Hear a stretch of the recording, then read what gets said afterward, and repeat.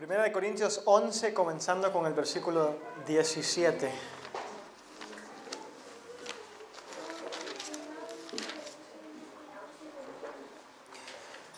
Voy a leer aquí.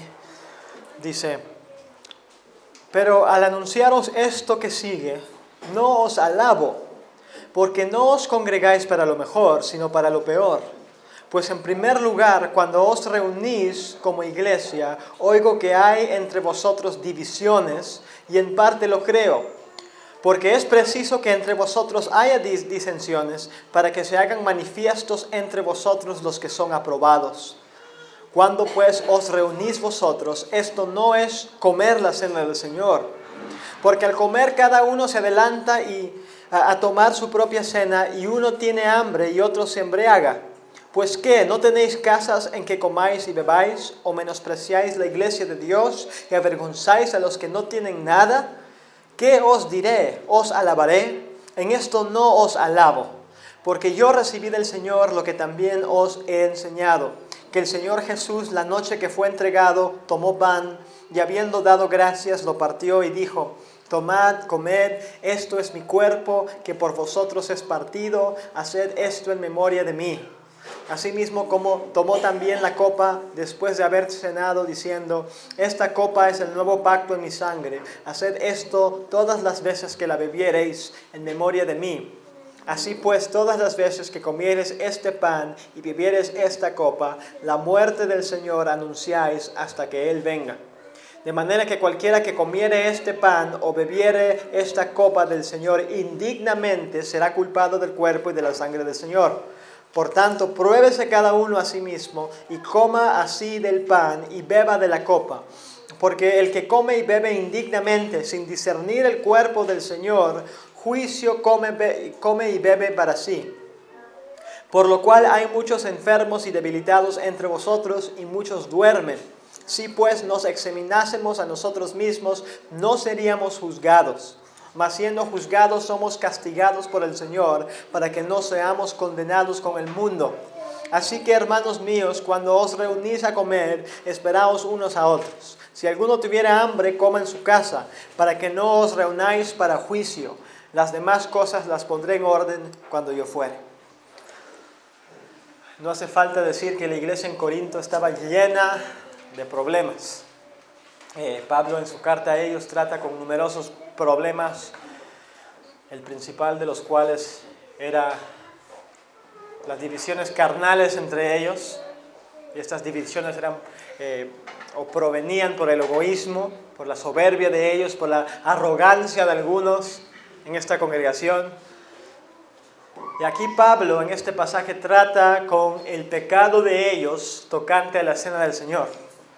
Por sus actitudes divisivas, egoístas, estaban distorsionando esta práctica santa, esta práctica del Señor mandada por Él.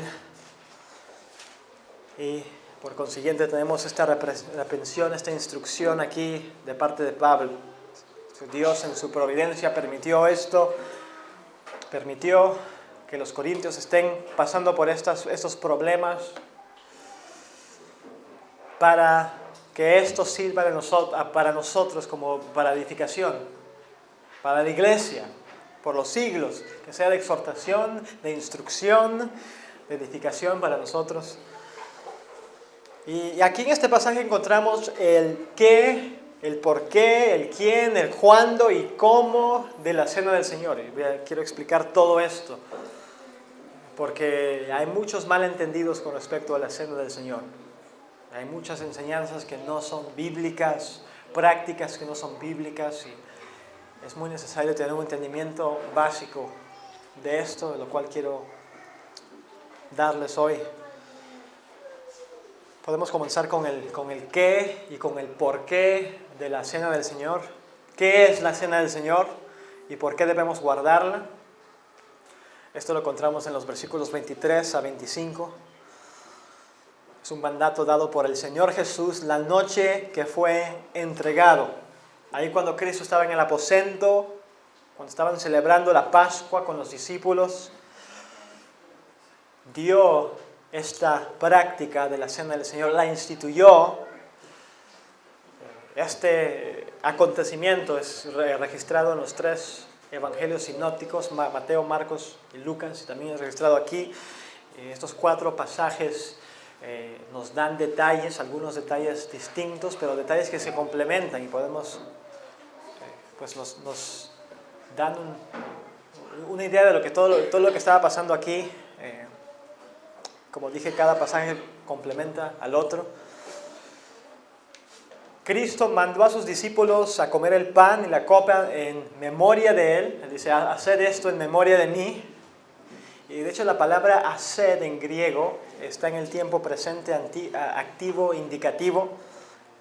Está denotando estén haciendo o hagan esto continuamente. Continúen haciendo esto, etc. Vemos aquí que el sacramento de la cena del Señor es instituido. Ahora, a muchos les espanta ese término, sacramento, ¿no? Porque por la Iglesia Católica. Pero la palabra sacramento solamente significa algo sagrado, un ritual, rito, una ordenanza sagrada, si prefieren usar el término ordenanza santa. Entonces esta ordenanza santa de la cena del Señor es instituida por Jesucristo y por esta razón debemos observarla. Y hay diferentes términos para esta ordenanza. Hay algunos que se refieren a esto como el partimiento del pan y usan Hechos 2:42 como su sustento para llamarlo así. Y sí, es bíblico, el partimiento del pan. No siempre se refería a la cena del Señor, pero en varias ocasiones sí se refería a eso. En 1 Corintios 10:16 también lo dice de esa manera. Algunos también usan el término la Santa Comunión, que viene de 1 Corintios 10:16. También dice la copa de bendición que bendecimos no es la comunión de la sangre de Cristo. El pan que partimos no es la comunión del cuerpo de Cristo. La Santa Comunión, también otros la llaman la mesa del Señor, y esto es basado en 1 Corintios 10:21, que dice, no podéis participar de la mesa del Señor y de la mesa de los demonios. También la cena del Señor, que yo me gusta usar, que es basada en este pasaje que hemos leído, 1 Corintios 11, versículo 20. Y también algunos se refieren a esta ordenanza como la Eucaristía, otro término que también ha sido abusado por los católicos. Pero este término Eucaristía viene de 1 Corintios 11:24, donde dice que Jesús, habiendo dado gracias, el término es eucharisteisas en griego, Eucaristía, es dar gracias, dio gracias por los alimentos.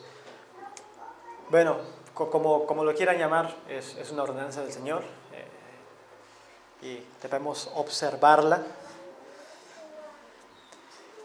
Nada más quiero darles un pequeño trasfondo bíblico de esta práctica, porque yo veo una conexión clara entre lo que Cristo instituyó y el Antiguo Testamento.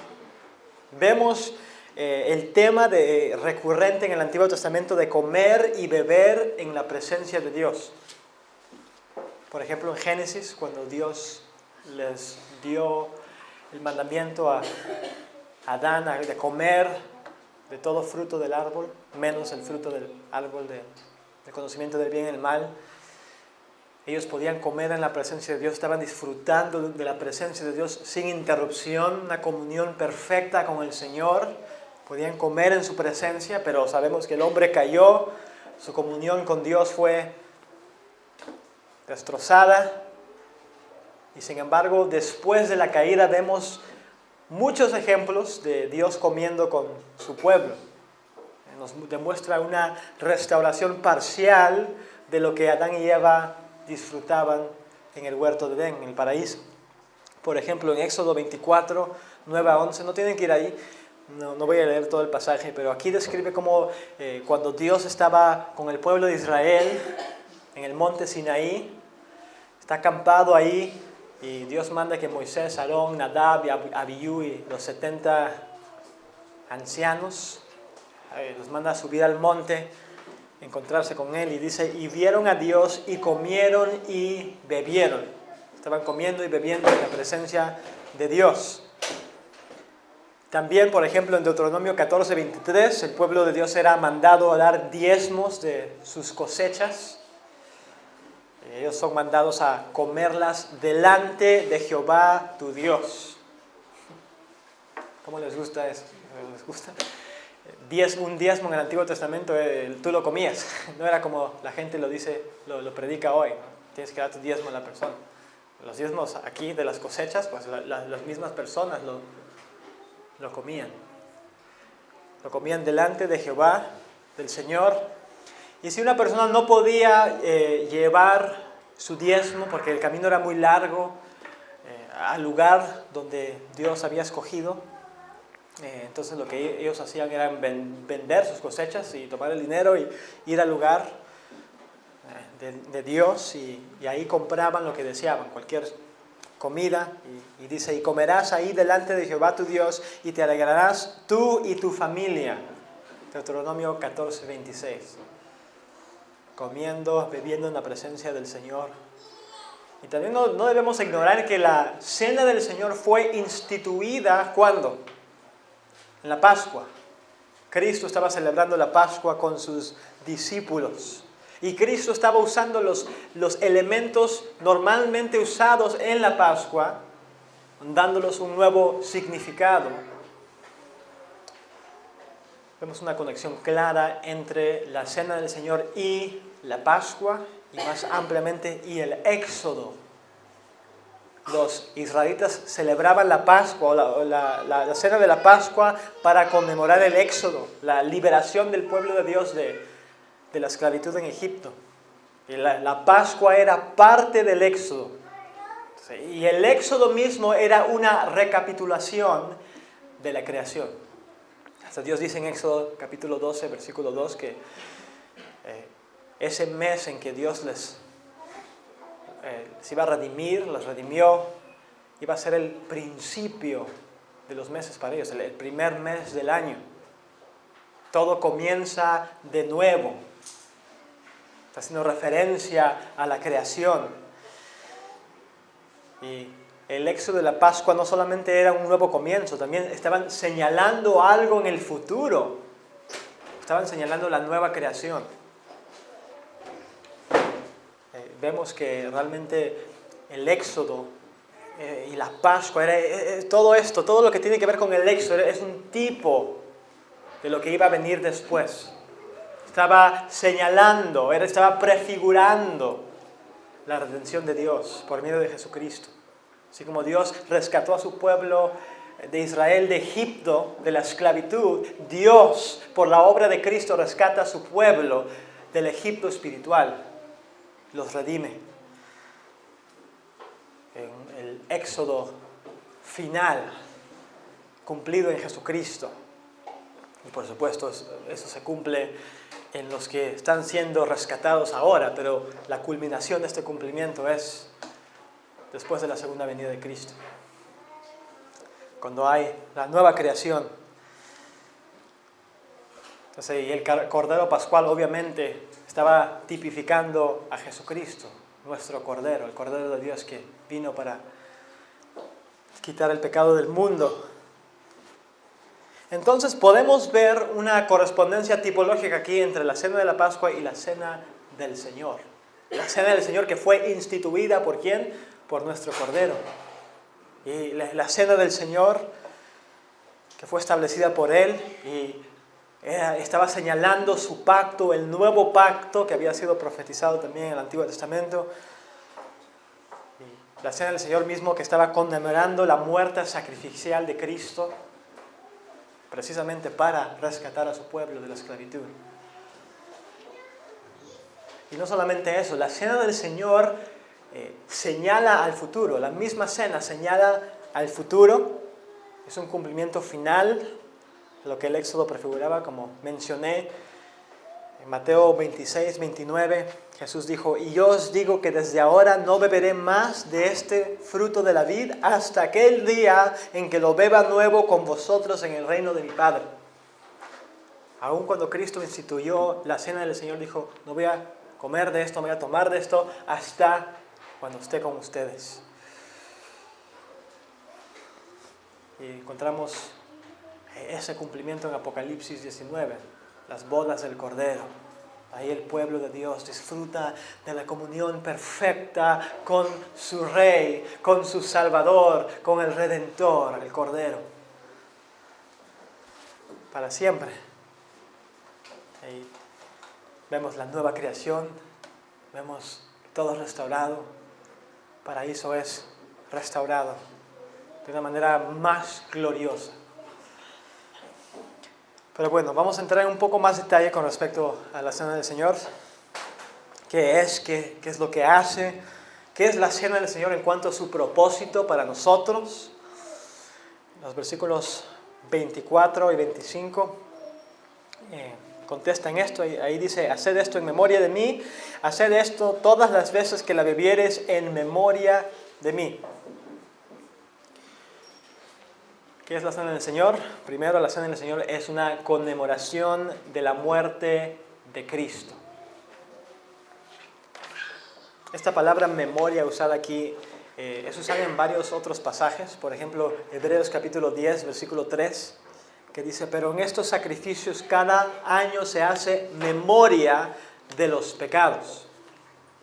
Se hacía un acto consciente de reflexión mental de los pecados. Los sacrificios del Antiguo Testamento recordaban al pueblo y el pueblo tenía que recordarse de sus pecados, que eran culpables. Les recordaba de su culpa. En contraste, vemos que la Cena del Señor, el énfasis no es en nuestros pecados, sino en el sacrificio por nuestros pecados. Así como en el Antiguo Testamento los sacrificios eran un recordatorio de los pecados del pueblo, el sacrificio de Cristo y la Cena del Señor, donde conmemoramos esto, es un recuerdo de la obra de Cristo por nuestros pecados.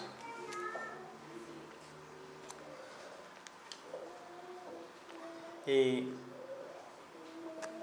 al celebrar, al guardar, al observar la Cena del Señor, lo que estamos haciendo es, estamos enfocándonos en esa obra y por supuesto los elementos, el pan, el fruto de la vid, representan muy vívidamente el cuerpo de Cristo quebrantado, la sangre derramada.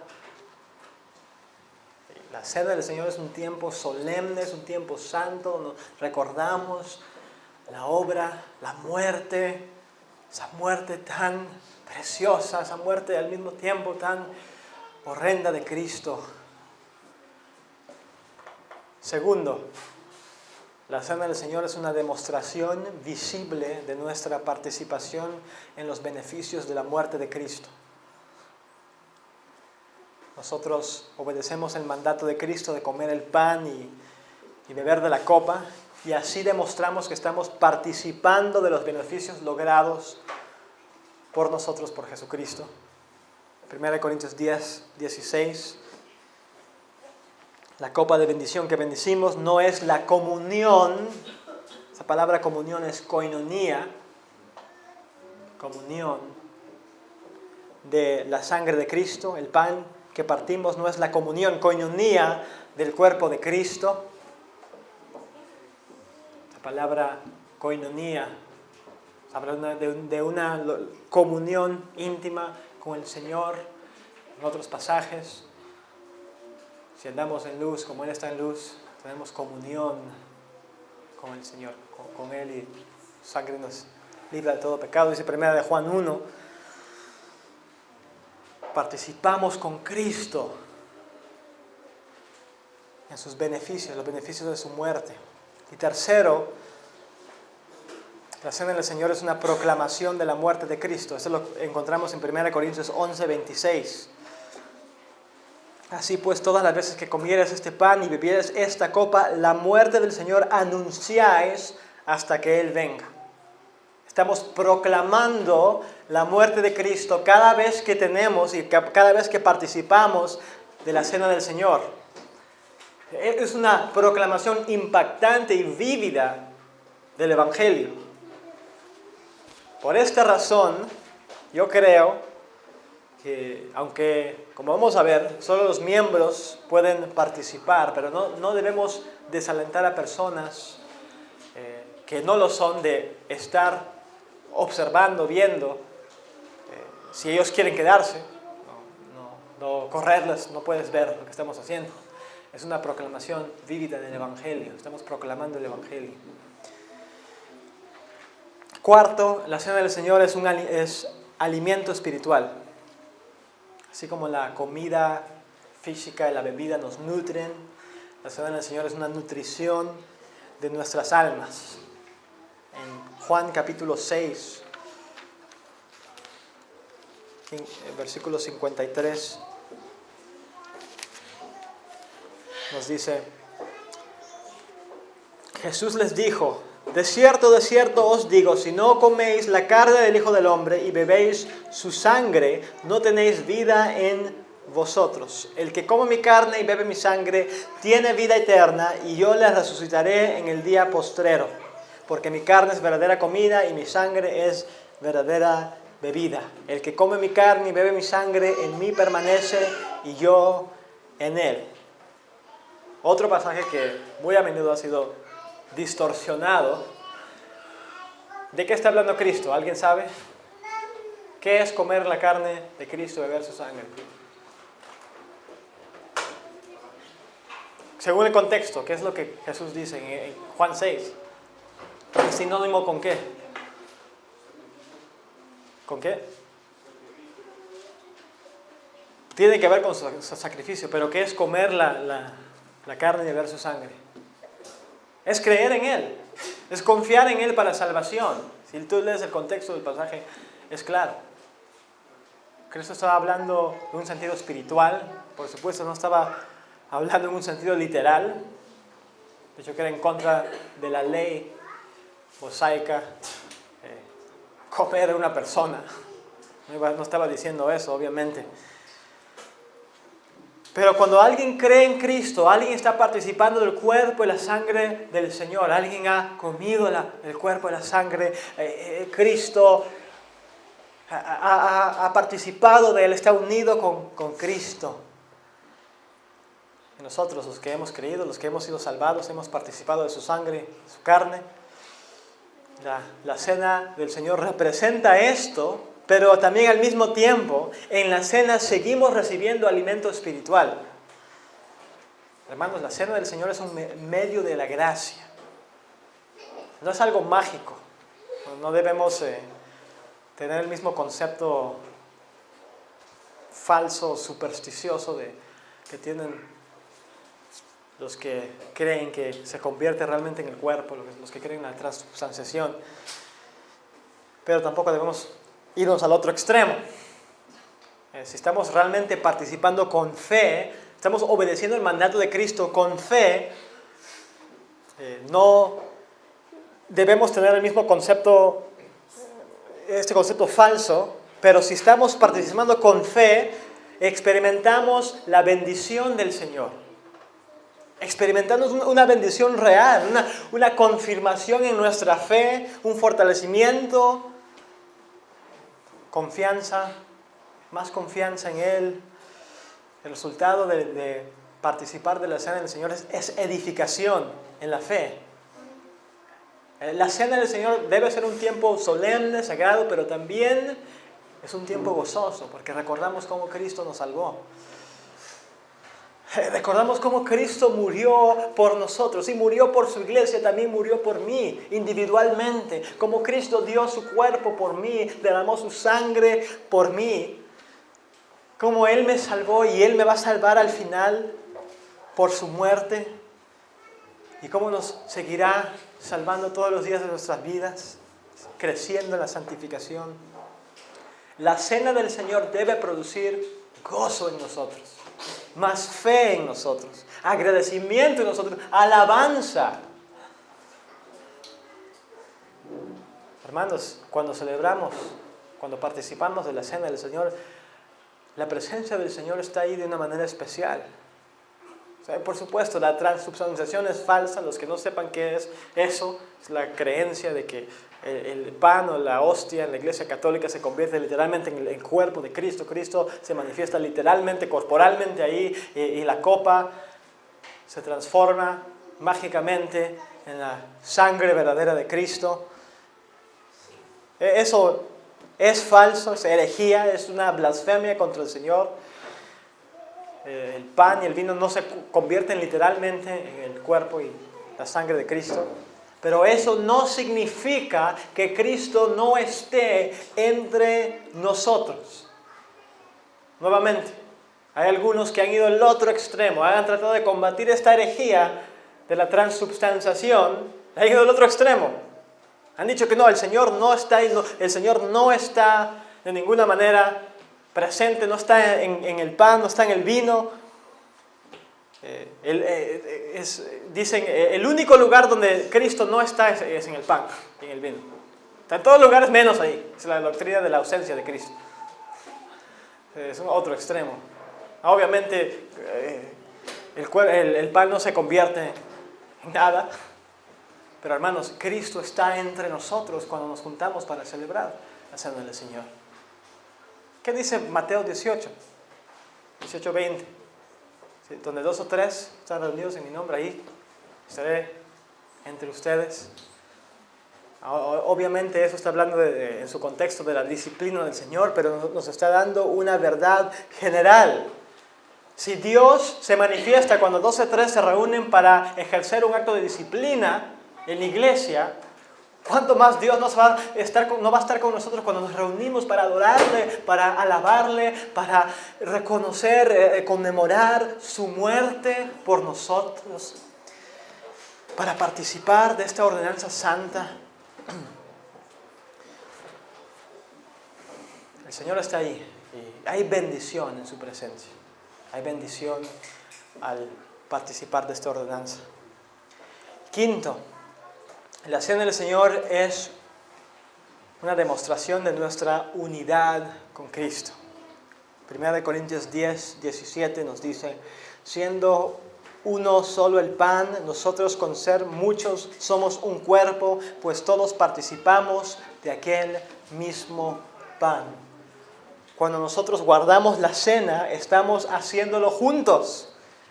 Somos la iglesia, somos el cuerpo de Cristo. Nos hemos reunido juntos para participar de esta ordenanza. Y es una señal clara de nuestra unidad en Cristo. No podemos celebrar la cena del Señor solos, es para celebrarlo entre la iglesia, juntos.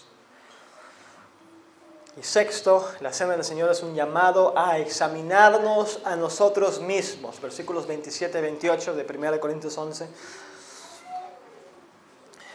De manera que cualquiera que comiere este pan o bebiere esta copa del Señor indignamente será culpado del cuerpo y de la sangre del Señor. Por tanto, pruébese cada uno a sí mismo y coma así del pan y beba de la copa. Ahora es necesario que yo aclare esto porque hay muchísima confusión en cuanto a esto. Hay mucha confusión entre muchos cristianos sinceros, son creyentes verdaderos, son regenerados, pero muchos de ellos se niegan la cena. No participan en la cena porque se sienten indignos. Se niegan este gran privilegio. Porque pues, yo no soy digno, he estado luchando con esto, con el otro. Pero hermanos, no está hablando de eso. No está hablando de nuestra indignidad. Por supuesto que somos indignos. Ninguno de nosotros somos dignos de participar de nada con el Señor. La salvación es por gracia.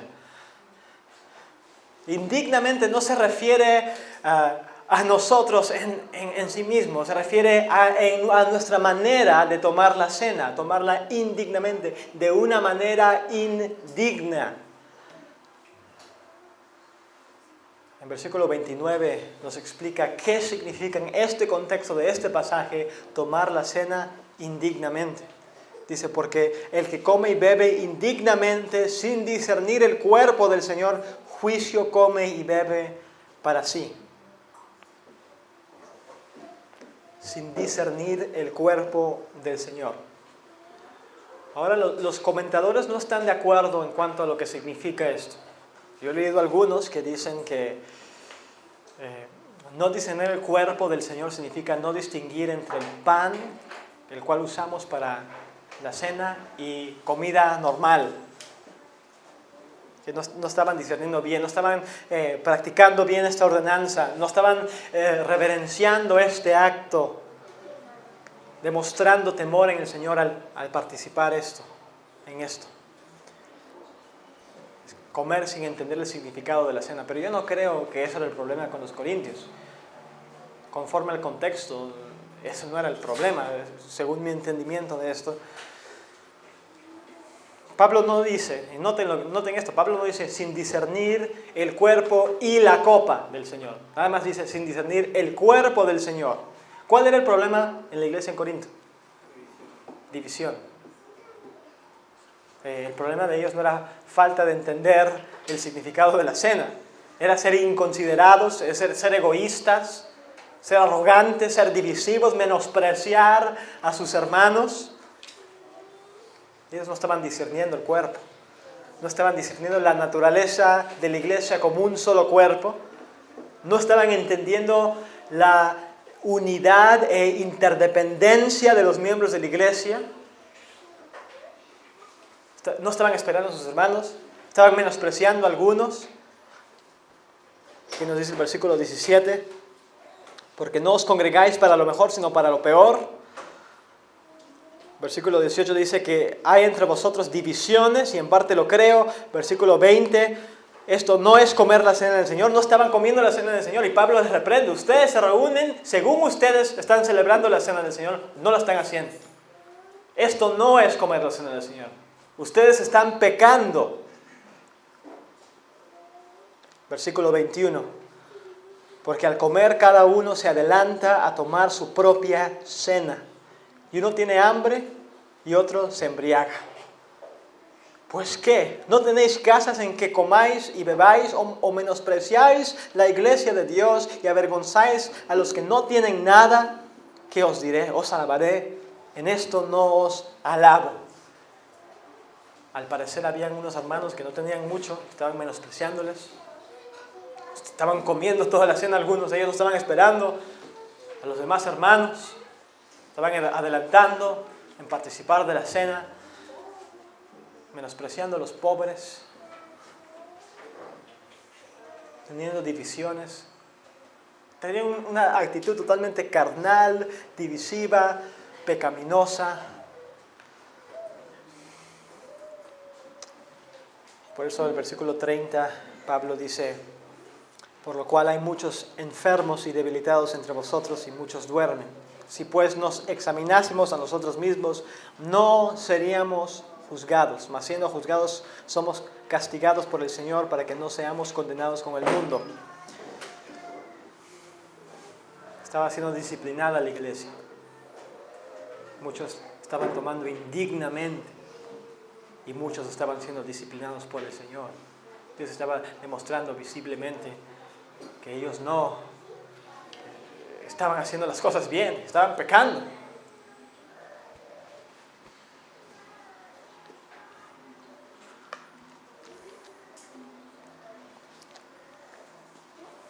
El versículo 28,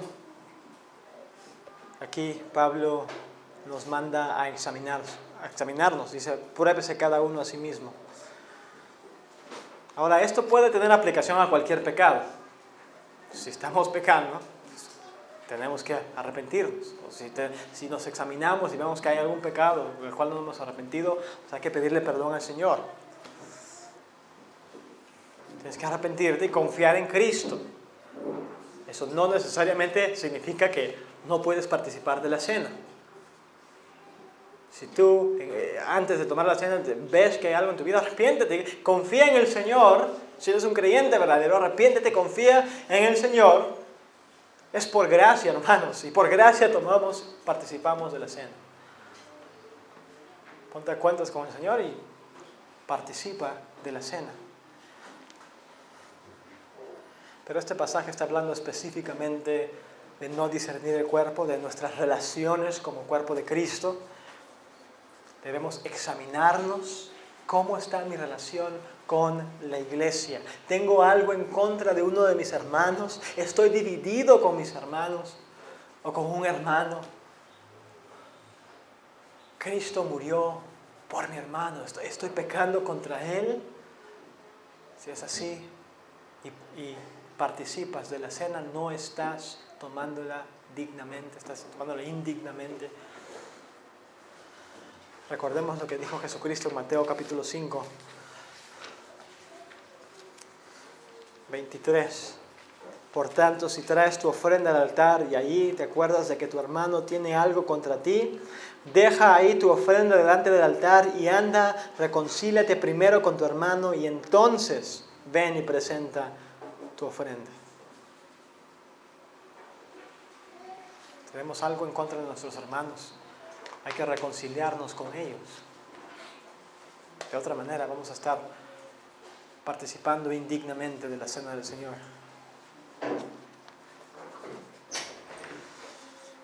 Ok, sigamos a la pregunta de quién y cuándo. ¿Quién puede participar de la cena y cuándo? Y antes de eso, ¿quién puede administrar la cena del Señor? Pues la Biblia no nos dice. No dice la Biblia, tiene que ser un pastor. No lo dice claramente. Ahora es prudente que el liderazgo de la iglesia sí lo lleve a cabo, lo administre, y al menos personas bajo la supervisión del liderazgo lo administren. Hermanos maduros en la fe. Eso es lo que es prudente. Ahora, ¿y quién puede tomar la cena? Con respecto a esta cuestión hay tres posturas principales. Por un lado, hay la postura de la comunión cerrada. Los que sostienen esta postura creen que solamente los miembros de la congregación local específica y particular pueden participar de la cena. Pero al mismo tiempo, dentro de esta postura cerrada, también hay una postura de la comunión cerrada, que es un poco más floja. Solamente los miembros de la iglesia pueden participar, pero también miembros de otras congregaciones específicas que han sido bautizados por inmersión y que están caminando con Cristo y no están bajo la disciplina correctiva, pueden participar. Esa es la postura de la cena o la comunión cerrada. Y por el otro lado, en el otro extremo, es la postura de la comunión abierta, que dice que cualquier persona que profese ser cristiano, que tenga un testimonio, puede participar. Añadir cualquier regla a esto sería añadir un estándar legalista. Y yo veo un problema con esta postura y lo explicaré, pero nosotros tomamos una postura intermedia. Puedes llamarla la postura semicerrada o semiabierta, la manera que ustedes quieran verlo. Si el vaso está lleno a la mitad o está medio vacío. Tomamos una postura intermedia. Nosotros mantenemos que la cena del Señor es una institución establecida por Cristo para ser observada por la iglesia local, pero también debe ser abierta a los miembros de otras congregaciones de orden similar. Pero también debe ser abierta a cualquier creyente con buen testimonio que pertenezca a una iglesia evangélica, que practique el orden bíblico de la iglesia. Incluso podríamos aceptar a paedobautistas, los que bautizan a bebés, pero cristianos verdaderos, presbiterianos o congregacionalistas, aunque consideraríamos su bautismo como no válido o como irregular por la convicción de esas personas. Ellos, conforme a su manera de ver las cosas, están haciendo las cosas correctamente. O sea, son miembros de una iglesia, han seguido el orden bíblico, se han sido bautizados. No podríamos excluirlos a ellos. Si viene un hermano de una iglesia presbiteriana y quisiera participar de la cena, pues no le negaríamos. No podríamos negar la participación de Juan Calvino, Jonathan Edwards, hombres como ellos, George Whitefield, muchos hombres usados por el Señor, hombres de Dios que eran paedobautistas. Esa es la realidad, hermanos. Si R.C. Sproul viniera aquí a visitarnos, no le negaríamos la cena del Señor, aunque estemos en contra de lo que creen en cuanto al bautismo. El hecho es que Dios ha usado grandemente a hombres que eran paedobautistas. Dios se ha manifestado en iglesias paedobautistas, presbiterianas y de otras denominaciones. Si Dios no se ha apartado de ellos por esa creencia, aunque creemos que no es verdadera, pero si Dios no ha considerado que este es un asunto tan grande que se aparta totalmente de ellos, entonces ¿quiénes somos nosotros para excluirlos? Entonces nuestra postura nuevamente es: la cena del Señor es para los miembros de la congregación, pero también incluiríamos a miembros de otras congregaciones si vienen a visitarnos, por ejemplo, incluso congregaciones que son paedobautistas. Y habiendo dicho todo eso, permítame aclarar unas cosas, matizar lo que acabo de decir. No permitimos que cristianos que no han sido bautizados participen de la cena del Señor.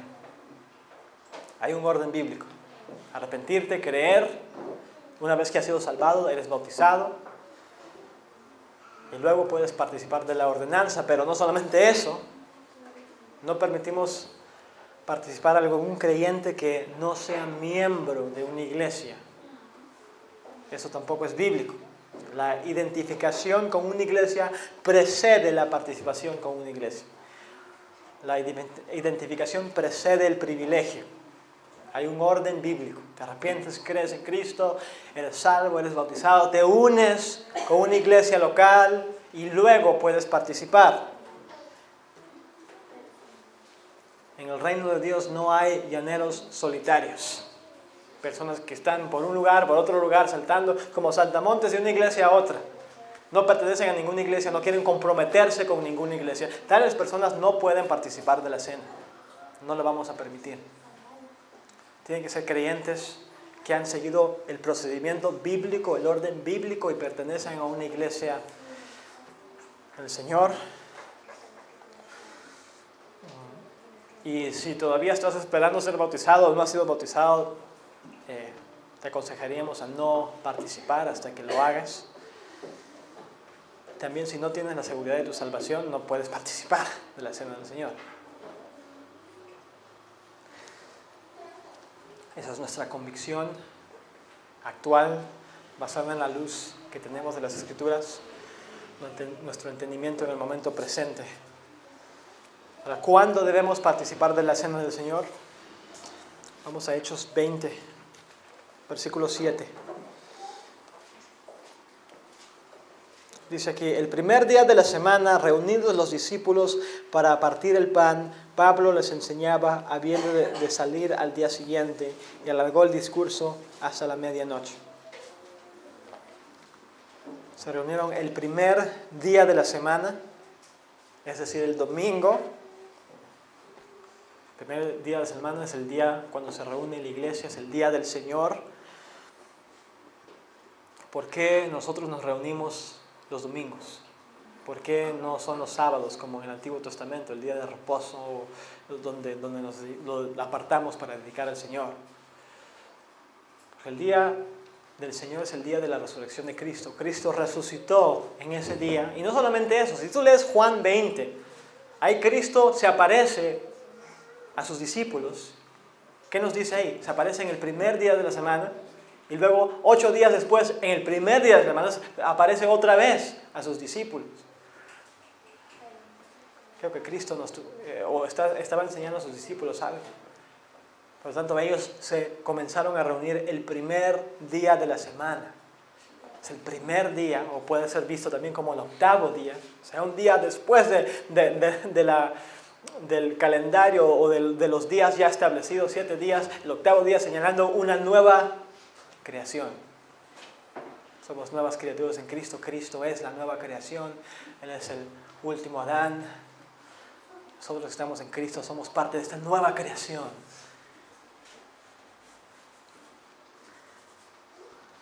Y vemos aquí también en Hechos 20 que la cena del Señor no puede ser participada en un contexto privado.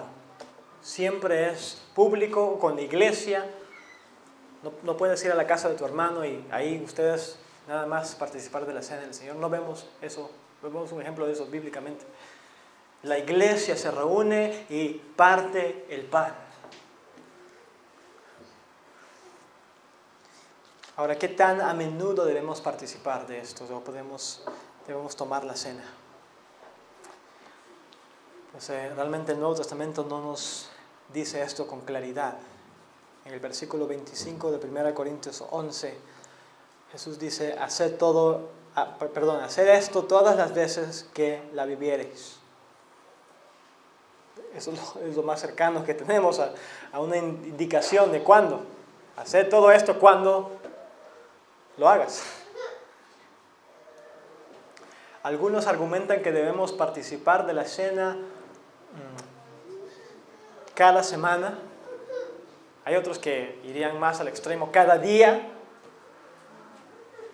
Pero yo creo que debemos participar de esto con prudencia, con sabiduría. Debemos evitar los extremos primeramente. Algunos que celebran la cena cada 3 meses o incluso 1 o 2 veces al año. Y hay otros que celebran la cena cada semana o más o cada día.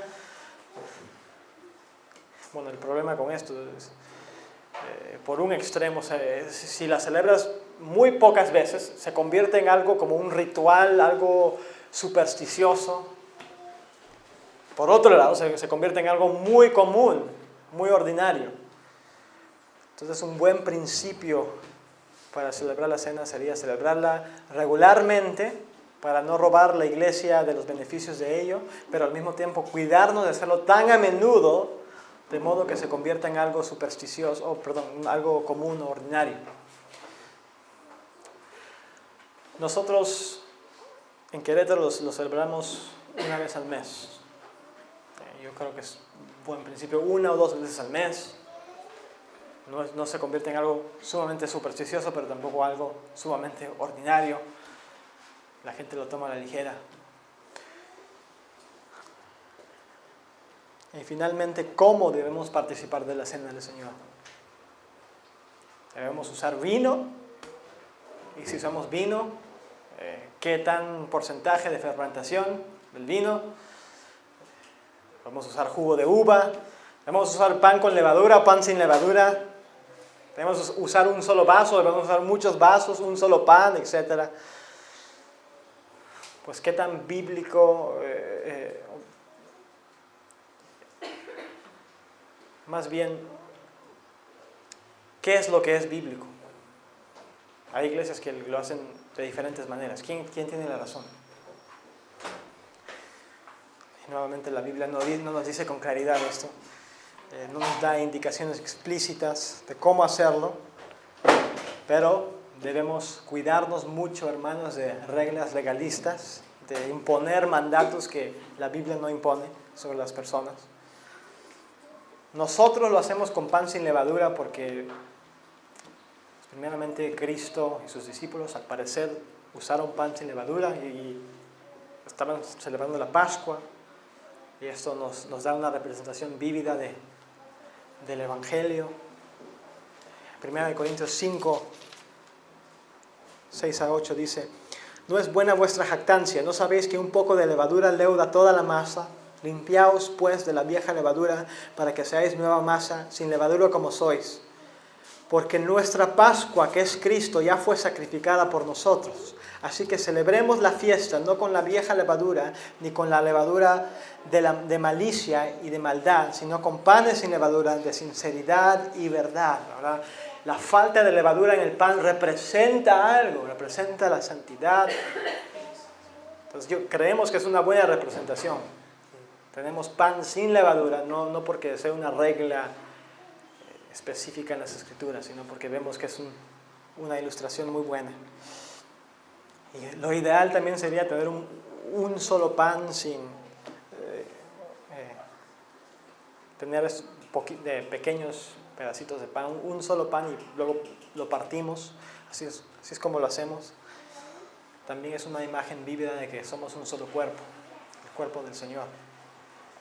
Lo ideal también sería un solo vaso, pero por razones prácticas no sería lo mejor. Hay mucha gente que tiene miedo de los gérmenes y esas cosas, ¿sí? Por supuesto, si tomaríamos vino fermentado, eso mataría a los gérmenes, pero luego eso tropezaría a muchas personas. Es mejor es tener vasos individuales. Así es como nosotros celebramos esta ordenanza, participamos de la ordenanza del Señor.